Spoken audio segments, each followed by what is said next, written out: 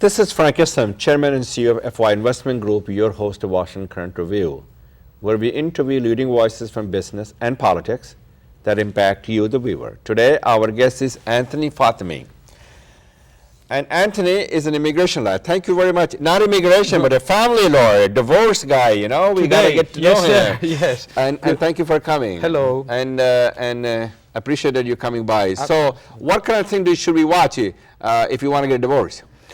Well, you know, there are many things that you have to be careful of and also know about. So you can ask me any question. We can go from there, and then, you know, we'll see where it leads us to. Okay, well, what do you do if your spouse lives in a different state and you want to file divorce? Fantastic. This is actually a very good question, because we live in an area where tri-state, DMV, the district, Maryland, Virginia, and we work in different states, live in different states, and it is very important to know what to do if your spouse lives in different state and you live in a different state, and how to proceed with a divorce if you decided to go that way. So in the state of Maryland, I'm licensed in Maryland, one of the most requirement is that you have to have a 1-year residency requirement, meaning that one of the spouse has to live in the state of Maryland for a period of 1 year before the courts in the state of Maryland allow you to file for divorce. So this is very important. Let me give you an example. For instance, if your spouse live in Virginia, in Fairfax, and then you guys decided to separate, and you know, she moved to Bethesda, and she's staying there for a period of 3 months, and she decides, well, you know, I want to file for divorce, and a 3-month separation is the only thing that you guys have. That's not going to work. She has to stay and reside in Bethesda for about a year. About a year, exactly. In order for her to file a divorce paper in the state of Maryland. In the state of Maryland, that is. But they can also file in the state of Virginia. In the Commonwealth, that is correct. In Commonwealth, if she decided to take it to Virginia, she can hire a practitioner in Virginia and file it in Virginia. But you have to remember, the most important thing when you file for a divorce is a convenience. You know, why do you want to get a Virginia attorney to file for Virginia while you're living in Maryland and your primary resident is going to be in Maryland, and then you have to go to Virginia every time there is a hearing? So there are a lot of inconvenience for that, and the cost. So the question is, where you get the best deal? I mean, that's an element that you may want to consider. That is very true.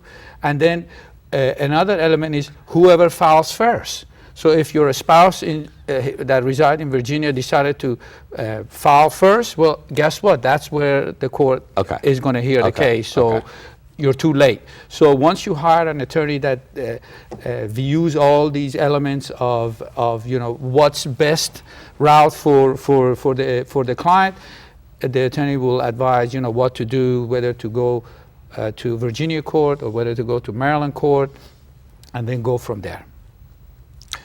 So what are the grounds to file divorce in the state of Maryland? Well, in the state of Maryland, there are many grounds. There are at-fault grounds. There's no such thing called no-fault divorce? Yeah, there is, and a no-fault divorce. And just like no-fault insurance is. Right. There is a no-fault ground or reason for divorce, and that's a 1-year separation. You have to be separate. So you have to be separated for 1 year before you can file for divorce. Exactly right. And you have to be careful, because the courts in Maryland have strict rules with living separate and apart. For example, people think that, you know, I'm living in this big house, but we have no cohabitation. We don't sleep together. She's in a different room. I'm in a different room. You know, the house is big. You know, we rarely see each other. Courts in Maryland have said that's not going to work. So you have to be under separate roof. So she has to be separate, and the husband has to be separate for the courts to allow for the 1 year separation, no fault for ground to go forward. So that's very important as far as that is concerned. So that's a no fault ground. Of course, there are at fault grounds as well, but you know there many. For instance, adultery would be one. Of course. Cruelty of treatment, excessive vicious conduct is another one. And these are the most common. Can you manufacture some crises also? Well, you know, we don't recommend our client to do that because, you know, it may backfire actually. Sure. But, you know, these are the ground. And then So is there any way to get a divorce in Maryland if you and spouse have not been separated? You said they have been Yes. separated for about a year. Yes. But there is another way to get it also done if you're not separated. Yes. Let's say when the reason or ground for divorce occurs in Maryland, you can take advantage of that. Let me give you one example of Sure. that. A domestic violence situation. Yeah. Let's say a wife leaves the house in Virginia, comes to Maryland, stays in Bethesda home, and then for a couple of weeks the husband wants to talk to her, and there is a fight. And domestic violence situation occurs, someone calls the cops, someone is hurt, they go to the hospital. Therefore, the victim at this point, let's arguendo says that's the wife, can file for divorce in the state of Maryland because the ground for divorce occurred in the state of Maryland. She doesn't have to wait 1 year. She doesn't have to be separated for about a year. Exactly right. Okay. And she can proceed with So let us suppose a scenario that I'm the person who lives in the state of Maryland. I've been separated for about a year. Forget the domestic violence. Adultery is a good example. Now I filed for divorce in the state of Maryland, okay, after 1 year because you've been separated. I got 2 kids. I got $100 million. How is this thing divided? What's going to happen with the child, and what's going to happen with all the money? And where is your wife? Is she in Maryland? Oh, she's in the state of Maryland. She's also a state of Maryland. Well, okay. this is a scenario. That's not the real That's not your example. case. Right. I hear you. Yeah, very complex. So explain. Very complex. Assuming Make it easy for the people to understand absolutely. the audience. Assuming the kids are minor. Kids are minor. Oh, let's suppose they're under 10 years old. Yeah, Their minor definition is under 18. Okay. Okay. Let's say they are minor, and you said your wife, you want to file for divorce. We want to file for what's going to happen with the 2 kids, right? 2 kids and $100 million cash. Okay. Well, in the state of Maryland, the courts are courts of equity. Okay. Meaning, you know, they have to look at many different elements, 13, 14, 15, 16 elements to determine how to divide the money. the pie. Divide the money, exactly right. And as far as the kids are concerned, the courts look into the best interest of the children. So has nothing to do with you, has nothing to do with your wife, has everything to do with the children. So there are 2 different standards. But they usually lean towards the mother. Not necessarily. Not this necessarily. is a misconception. Yeah. Oh, it is a misconception. Yeah, it is absolutely a misconception. You know, there are elements that the courts will look into pursuant to the statute and weigh the balance and determine what is in the best interest of your children, and then go from there. If the best interest of the children is to have the custody to the father, then, you know, that would be the ruling. If the best interest of the kids dictate that, you know, mother should be the primary, you know, caregiver, then that's where it's going to go. So it all depends. It's not easy cut. You know, it's not easy. It's not all cut and dry. No, it's not. It's not. You have to put a lot of element into it. You have to put a lot of work into it, and then, you know, you go from there. And then So what happened to the money now? So they tested the kid. The money And the house. The money and the house, all of that are marital asset. Okay. Marital assets are anything and everything that was put together during the course of the marriage. Oh. So from the time So that that's you divided 50-50? well, not necessarily.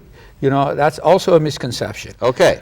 Okay, so whatever you have put together from the time that you said I do comes into this hopper until the time that the court said you guys are divorced. So all of that are marital asset and is subject to equitable distribution, and the judge decides in Maryland how How do they decide that? What's the criteria they Well, use? there are various elements that they look Okay, into. The duration of the marriage, the contribution of one spouse. For instance, let's say contribution of one spouse was to stay home and forego his or her education and taking care of the kids. You know, the judge and the courts weigh a lot on that. Who caused the problem in divorce?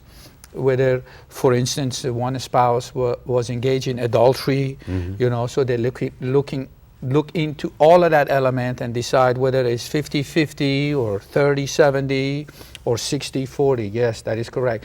And But you can appeal it if you don't agree with it. Yes, you can. But the best approach, in my experience, is to lay a strong foundation for your client from the get-go. So if you prevail, the chances of winning on appeal is less for the other side. So my suggestion would be that. Of course, you can appeal it. You can appeal it. So what other jurisdiction you can talk about the divorce things that, let's talk about so you have a child situation, you took care of that, money situation, the house situations, and also you said about the state of Maryland and Virginia, they have to be separated in the state of the Maryland for about a year, unless there's a domestic violence. What about state of Virginia and DC? Well, I don't, because our audience goes in Virginia also. Right. My understanding is, as far as the Commonwealth of Virginia is concerned, there is a 6-month period. Of course, my practice focus in the state of Maryland, not in Virginia and DC, but my understanding is that in Virginia, the period is 6 years. You have to be 6 I'm years? sorry, 6 months. You have to be separate and apart for a period. Unless it's domestic violence. Yes, of course. If there are. And so who proves that there is a domestic violence? This is police reports and things like that. Well, again, let's say the incident had occurred. Sure.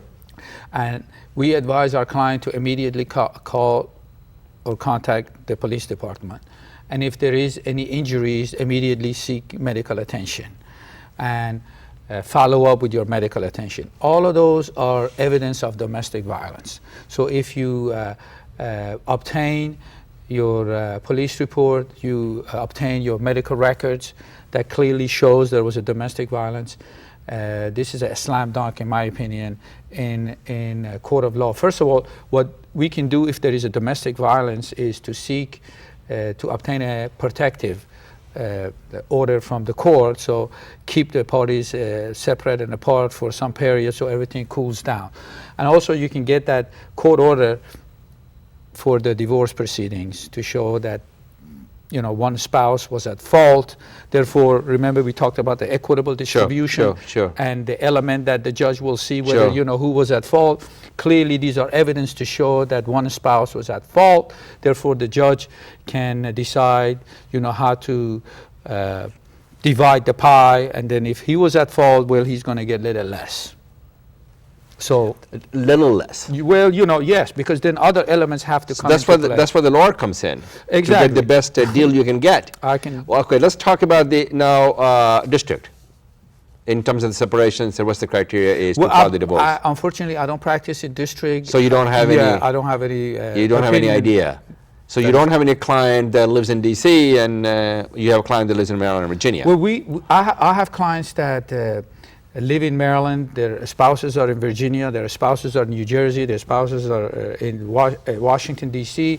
And immediately when we get these cases, because they live in Maryland, we're going to be the first one to file. And we immediately file in the state of Maryland, so we have jurisdiction established already, and we're not worried about Washington, D.C. or Commonwealth of Virginia. So that's the strategy we use in our office. So if you're audience and you're contemplating a divorce, okay, right or wrong, you are.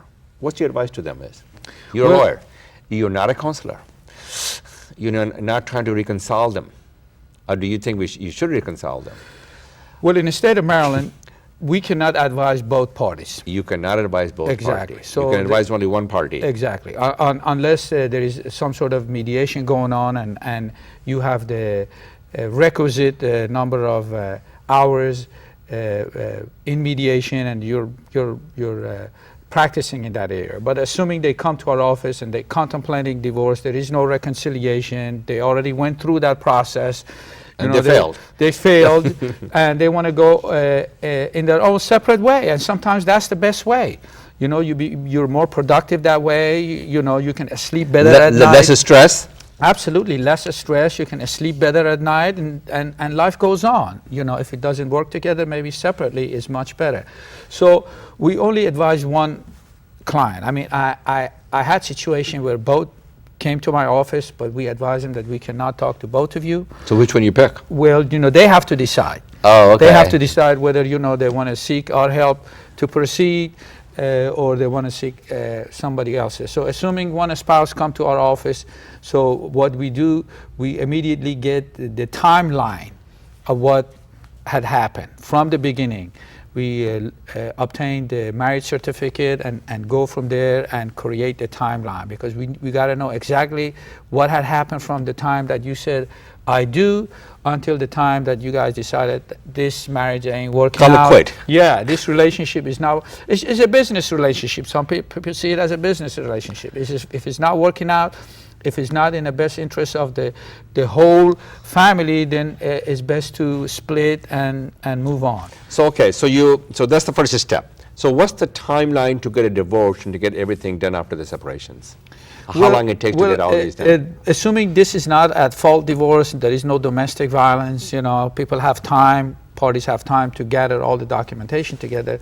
It all depends on our client, how much time it requires for them to obtain the necessary documentation. And what are those documentation? Okay, necessary documentation, you start with the marriage license? The marriage license, you start with all the financials, bank accounts, you start with real estate. What about if it's an account that's somewhere in Switzerland and you cannot get hold of it? Well, you can. You can? You have subpoena to try. it? Yeah, we have done that. Actually, we had cases where clients had substantial amount of money in a foreign HSBC bank. That is correct. So, but you are able to subpoena it. Well, what we start doing first is this: if the marriage was such that the parties had some sort of role in the financial and some sort of role in getting the statement, we start by asking to provide us with the bank statement, with the brokerage statement, so as much as they could, and then this would give us a lead where to go. Sometimes that lead may end to something good, sometimes that lead ends to a dead end. We don't know, but there is a lead that we can follow from. So bank statement, real estate transaction, stock transactions, money market transactions, all of that we gather and determine, what is the value of this marriage? What is it that the judge going to look to see they have and how much they have to divide? Do you use a detective or something to? Absolutely, detective. Yeah, we had to in some situation to hire a detective, to a forensic accountant, right, to determine what is the fair market value of whatever asset they have. If the assets are in foreign countries, what are the currency exchange, all of that. So yeah, we had situation where we had to hire expert. In most cases, you do have to hire expert, to determine where the case is and how you have to present it to the judge. Remember, we want to present all of these evidence to the judge in a way that the judge can easily determine what he or she must do. If the matter is complex, convoluted, it's going to make the judge upset. His life difficult, so he's not going to rule in your favor. Exactly. That's the kind of thing you do. You make it easy to do business. Vanilla. Vanilla. We make it vanilla. We don't put nothing complicated, no fudge, ice cream, no nothing. We put a vanilla ice cream in front of the judge. It's easy for him to decide, well, what? But that's your job. Yes, that's my job, to make the ice cream vanilla. Well, I hope I don't go through that process. I know you won't. Thank you very much, Anthony, for coming, and appreciated your time here. Thank you very much, sir. And thank you very much. This is Frank Islam wishing you a great week. Thank you very much for watching.